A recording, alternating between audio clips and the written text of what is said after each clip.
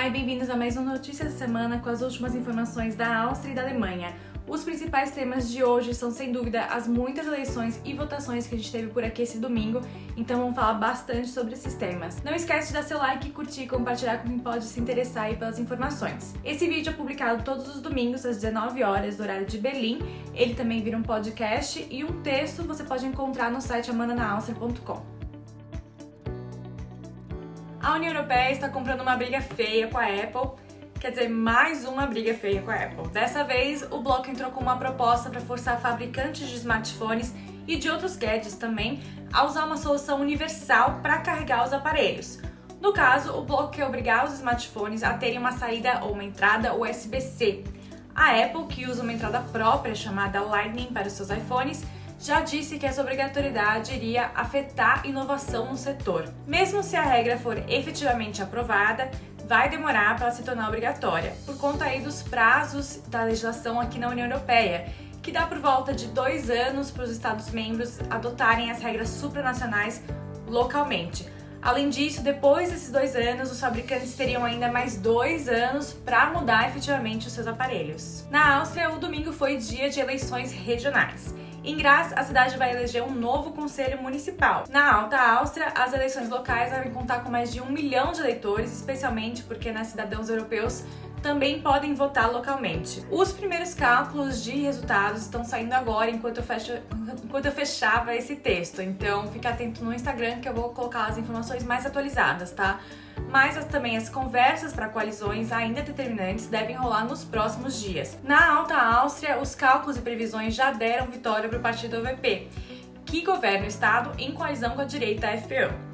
O FPÖ perdeu aí cerca de 10 pontos percentuais em relação às eleições passadas, com um novo partido antivax, MFG, absorvendo boa parte desse eleitorado e conquistando aí um número bem impressionante de eleitores. Essa semana na Áustria tivemos também anúncios de regras mais rigorosas na capital Viena para tentar combater a pandemia. A partir de outubro, Viena deixa de aceitar testes antígeno como entrada para estabelecimentos e eventos que pedem aquela comprovação de vacinados, testados ou recuperados. Então só vale PCR e por apenas 48 horas na capital. Baladas e bares noturnos aí também só vão poder aceitar pessoas que foram totalmente vacinadas ou se recuperaram de Covid. E em todos os lugares que exigem máscaras, elas precisam ser FFP2 para clientes. As regras mais detalhadas você encontra lá no Instagram, @AmandaNaAustria. O governo federal também anunciou as regras para o inverno, que incluem aí a regra 3G, ou seja, que as pessoas apresentem prova de que foram vacinadas, testadas ou se recuperaram de Covid. Além disso, máscaras vão ser obrigatórias no transporte nas estações de esqui. Na Alemanha, hoje é dia de ir às urnas para escolher um novo Bundestag, ou um novo parlamento. Esses parlamentares depois vão escolher um novo chanceler, ou a nova chanceler, que vai substituir Angela Merkel depois de 16 anos.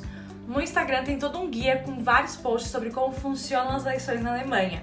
Mas, em linhas gerais, o principal é que hoje o eleitor escolheu o seu partido favorito para o Bundestag, uma espécie aí de Câmara dos Deputados na Alemanha. Quanto mais votos esses partidos receberem, mais cadeiras e mais poder eles vão ter no Bundestag. E é essa aí Câmara dos Deputados que vai então eleger o próximo chanceler da Alemanha. Ou seja, mesmo com os resultados oficiais vão saindo aí em breve, a gente pode demorar semanas e até meses para ter um novo líder efetivo no país. Enquanto isso, Angela Merkel continua. Por enquanto, as últimas pesquisas colocam o SPD como o partido com mais votos, o que significa que Olaf Scholz pode se tornar o próximo chanceler se ele conseguir fazer acordos aí com outros partidos do Bundestag para fechar uma maioria absoluta. Só que as pesquisas estão cada vez mais apertadas, elas não refletem aí por vários motivos totalmente a realidade no país e o fato é que a gente ainda não sabe o que vai rolar, mesmo depois que os resultados oficiais saírem, justamente por causa dessas conversas em relação às coalizões possíveis, né? O candidato do partido da Angela Merkel, Armin Laschet, da CDU, já disse que cada voto conta. Só que em mais um momento bem constrangedor protagonizado por ele, é muito provável que o voto dele mesmo não conte. Isso porque ele simplesmente fechou o papel da votação de maneira errada, de um jeito que dá pra ver em quem ele votou. Quando isso acontece, e tem foto disso, quando isso acontece, o voto normalmente é anulado. Fica ligado então no Instagram, porque vamos ter então mais updates e informações sobre os resultados eleitorais e também sobre as negociações para eleger o tal do substituto ou substituta da Merkel. A partir das 18 horas na Alemanha, já temos as primeiras projeções com os resultados das pesquisas de boca de urna ao fecharem os locais de votação. Esse vídeo aqui é publicado às 19 horas, mas o texto fecha mais cedo, bem mais cedo.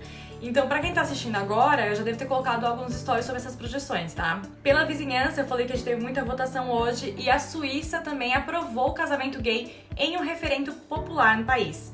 Por conta aí do sistema de participação direta, diversas questões consideradas mais polêmicas podem ser contestadas pela população e levadas a referendo popular, o que foi exatamente o caso dessa questão do casamento entre pessoas do mesmo sexo. Então, em uma votação histórica, os suíços referendaram direitos iguais para casamento. A questão, vale lembrar, não envolve nada casamento no religioso, não envolve religião, mas sim direitos civis. Casais gays antes não tinham os mesmos direitos de casais heterossexuais em relação aí a benefícios sociais, questões de herança, adoção de crianças e acesso a tratamentos de fertilidade. Na Holanda, um caso também histórico. Um garoto de 12 anos conseguiu na justiça permissão para se vacinar contra a Covid-19 depois que seu pai não deu autorização. Na Holanda, crianças de 12 a 17 anos podem se vacinar, mas precisam do consentimento dos seus responsáveis legais. A mãe do menino deu consentimento, mas o pai, que dizia que as vacinas estavam em fase de testes e que colocavam em risco os órgãos reprodutores do filho, não deu esse consentimento. O casal é divorciado. O caso, então, foi parar na justiça e o juiz recusou os argumentos paternos e aceitou o pedido do menino, que disse que queria se vacinar para poder visitar sua avó, que tem câncer. A palavra da semana não podia ser outra, é Wahl. Die Wahl, que significa escolha, alternativa, opção e eleição. É isso, gente. Muito obrigada por acompanhar. Qualquer dúvida é só colocar nos comentários, tá? E segue lá no Instagram, porque essa semana vai ser cheia de coisa mesmo.